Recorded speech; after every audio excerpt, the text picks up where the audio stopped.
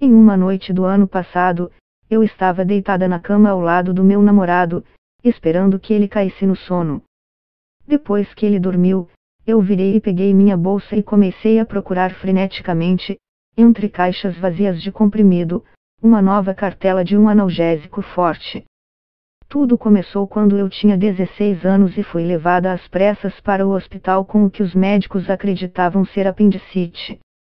Eu estava em casa assistindo TV, quando, do nada, senti uma pontada de dor intensa do meu lado direito, como se tivesse recebido um chute no estômago. Fui levada ao centro cirúrgico para a retirada do meu apêndice, mas depois concluíram que a dor misteriosa não era apendicite, mas um cisto no meu ovário, que foi removido em uma cirurgia.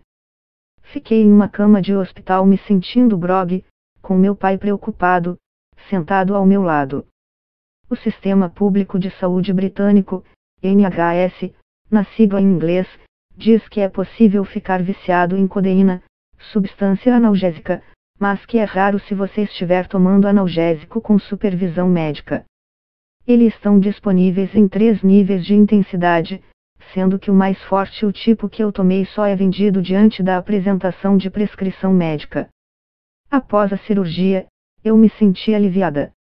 Eu tinha removido o cisto e pensei que, com certeza, a dor desapareceria em alguns dias com os analgésicos. Mas isso não aconteceu. E a situação piorou. Meus pais não estão juntos, então éramos só eu e meu pai em casa. Depois de alguns dias de sofrimento, ele me levou de volta ao hospital. A recomendação médica foi tomar mais analgésico, codeína, e me disseram para ficar de olho na dor. A prescrição médica excessiva de analgésicos fortes contribui para uma crescente crise social e de saúde em países como Estados Unidos, Canadá e Inglaterra, segundo um relatório da Organização para a Cooperação e Desenvolvimento Econômico, OCDE. Para mim, foi o começo da minha luta contra a endometriose profunda, uma condição que faz com que o tecido que reveste o útero cresça em outros lugares, como os ovários. Levei quase 6 anos e inúmeras visitas ao hospital para finalmente receber o diagnóstico. E isso não é incomum, apesar de ser a segunda condição ginecológica mais comum no Reino Unido, é difícil de diagnosticar. No começo, tomei a dose recomendada de analgésico. Mas, em pouco tempo, percebi que estava obcecada pelos comprimidos. Eu queria tomar mais um assim que tivesse uma nova caixa e pedia ao meu médico novas receitas ao fim de cada consulta. É difícil explicar como os comprimidos faziam eu me sentir. Eles anestesiavam a dor, mas era mais do que isso. Meu cérebro estava mais nebuloso quando eu estava sob efeito do remédio, o que reduziu o pânico que eu sentia por não saber o que tinha de errado comigo. Olhando para trás, era um estado horrível e desorientador. Depois daquela primeira visita ao hospital, minha vida ficou cheia de exames e operações, enquanto os médicos tentavam descobrir o que causava a minha dor. Na sequência de cada cirurgia, eu era mandada para casa com uma caixa de comprimidos. Eu sempre ligava de volta para o hospital e pedia mais, dizendo que ainda sentia dor. Cada vez mais, sentia que precisava de analgésicos para poder funcionar normalmente. Todas as manhãs, eu colocava pacotes de remédio na minha mochila, certificando-me de que eu tinha mais do que eu precisava, por precaução. Em uma noite em que sentamos para tomar um chá, lembrou-me do meu pai me perguntando por que eu precisava de tantos comprimidos. Eu ignorei, mas posso dizer que ele estava preocupado. Olhando para trás, recorri aos comprimidos porque parecia que eu estava perdendo o controle de outras coisas na minha vida. Eu não conseguia me sentar nas aulas e me concentrar o dia todo por causa da dor. Eu tenho um emprego de meio período em uma loja de roupas, mas eu tinha que avisar constantemente que estava doente. Eu ainda não sabia o que estava errado comigo. E, no meio de tudo isso, meu pai começou a adoecer. Ele foi ao médico e passou por exames. Aí, em um dia em novembro de 2011, quando eu tinha 19 anos, recebi um telefonema que mudou tudo. Eu estava no trabalho, pegando roupas do depósito, quando meu celular tocou. Era meu pai. Quando entrei em casa, tremendo e chorando, vi que meu pai ainda não tinha voltado do hospital. Parada ali sozinha, só tinha uma coisa que eu poderia pensar em fazer: tomei 2 comprimidos do analgésico. Comecei a cuidar do meu pai, fazendo as compras no mercado, mantendo a casa limpa e arrumada, tudo isso enquanto lutava contra minha própria dor. Os comprimidos eram a única coisa que eu controlava, tomá-los me dava alguns minutos de alívio entorpecido. Os dias depois da morte dele foram como um borrão. A família veio ficar perto, as pessoas trouxeram comida, mas na maioria dos dias eu deitei na cama me sentindo completamente entorpecida. Tinha apenas uma coisa que eu achava que poderia me ajudar a melhorar: minha dose de codeína. Eu sabia que o que eu estava fazendo era errado, que a dosagem era muito alta, mas não me importei. Eu só queria me sentir entorpecida, sentia que ia conseguir flutuar brevemente para longe da tristeza. Mas nunca durava tempo suficiente, a dor da perda de papai voltaria logo depois que eu tomasse uma dose. Os efeitos colaterais das drogas, os mais comuns, são constipação, sensação de mal-estar e sonolência, eram horríveis. Eu estava constantemente com prisão de ventre e me sentia distraída o tempo todo. Uma noite, quando eu tinha 21 anos, uma amiga me convidou para ir a um bar. Enquanto nos arrumávamos, no quarto dela, ela foi checar se levava na bolsa tudo o que precisava: identidade, ok, dinheiro, ok, celular, ok. Eu aprendi a ser discreta para que meus amigos nem percebessem. Eu tomava os comprimidos no banheiro ou tomava no momento em que meus amigos iam buscar cerveja. Beber álcool com os comprimidos só intensificava os efeitos, eu sentia como se estivesse flutuando. Às vezes, misturar os dois me deixava doente e eu vomitava do lado de fora da festa. Todo mundo achava que eu tinha bebido demais, só eu sabia a verdade. Finalmente fui diagnosticada com endometriose e síndrome dos ovários policísticos em 2014, aos 22 anos. Eu fiz uma nova cirurgia e o médico descobriu que meu ovário direito estava grudado à minha pelvis. Essa cirurgia realmente reduziu minha dor, e eu comecei a me sentir eu mesma novamente.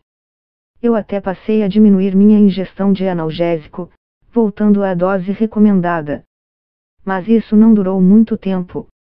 Eu estava deprimida, ainda me recuperando de perder meu pai, e logo me vi em um relacionamento difícil, que afetou de forma negativa a minha autoestima. Eu recorri aos analgésicos. Eu pensava que eles eram o meu único escape da dor física, mental, qualquer coisa. Comecei a aumentar a dose mais rapidamente e, em algumas semanas, cheguei a 2,5 vezes a dose diária recomendada. Parecia que as pílulas estavam sempre lá para mim e, quando meu relacionamento acabou, eu me apoiei fortemente nelas. As coisas começaram a melhorar quando eu conheci meu novo namorado, em 2017. Eu tinha 24 anos. Conversamos em uma festa e começamos a sair logo depois. Eu estava feliz, finalmente algo em minha vida estava dando certo. Eu disse a ele, logo no início, que eu precisava dos comprimidos por causa da endometriose e tentei fazer com que a quantidade que eu estava tomando parecesse normal. Mas, quando começamos a morar juntos, me vi escondendo comprimidos dele. Eu nunca falei com um médico sobre como estava me sentindo. No meu pior momento, em 2017, eu estava tomando o triplo da dose recomendada. Olhando para trás, vejo que eu estava uma bagunça. Naquela noite em que meu namorado acordou e me flagrou procurando por remédio, percebi que naquele momento ele reconheceu que eu era uma viciada. Eu me tornei tão boa em esconder minha dependência dos comprimidos que nem achei que meu namorado tivesse percebido. No dia seguinte, decidi pedir ajuda. Telefonei ao meu médico, que me indicou um Serviço Nacional de Educação e Informação sobre Drogas. Eles me encaminharam a um centro que ajuda as pessoas a largarem os vícios por meio de aconselhamento e orientação. Eu passei a encontrar um conselheiro lá, que não me julgou e conversou comigo sobre a morte do meu pai, meu relacionamento anterior e como a minha reação a esses eventos levou ao meu vício. Com o apoio dele, decidi me dar um prazo. Era novembro de 2018 e eu estava decidida a largar o vício em 1º de janeiro de 2019. No começo, fiquei apavorada. Nos dias de trabalho, eu olhava para o pequeno comprimido branco na minha mão, me odiando, não querendo tomar, mas sabendo que acabaria cedendo. O processo de retirada do analgésico foi horrível. Eu me sentia constantemente doente, cansada e irritada, e eu ficava furiosa com qualquer coisa. Alguns dias eu não conseguia fisicamente sair da cama, sempre que eu estava com dor, eu tinha que lutar comigo mesma para não tomar as pílulas. Eventualmente, eu fiz isso. No final do ano, eu estava livre. Pensei no meu namorado enquanto tomava cada vez menos comprimidos e quando finalmente cheguei a 0. Quando perguntei sobre a prescrição de analgésicos pelos médicos aqui na Inglaterra, a Associação Médica de Clínicos Gerais, Royal College of GPS, disse que os médicos eram altamente treinados para prescrever e só o fazem depois de considerar os fatores físicos, psicológicos e sociais potencialmente impactantes na saúde do paciente. Eles disseram que não havia cura fácil para a dor crônica, e que às vezes drogas baseadas em opioides eram as únicas substâncias que poderiam dar alívio aos pacientes, apesar do risco de dependência. Também afirmaram que os médicos não querem pacientes com medicação por longos períodos de tempo, então eles buscam prescrever a dose mais baixa e pelo menor período de tempo, além de convidar pacientes para revisões regulares de medicamentos e prescrever tratamentos alternativos sempre que possível. Eu não culpo os médicos. Eu sei que eles estão fazendo o melhor que podem sob intensa pressão e falta de tempo e recursos.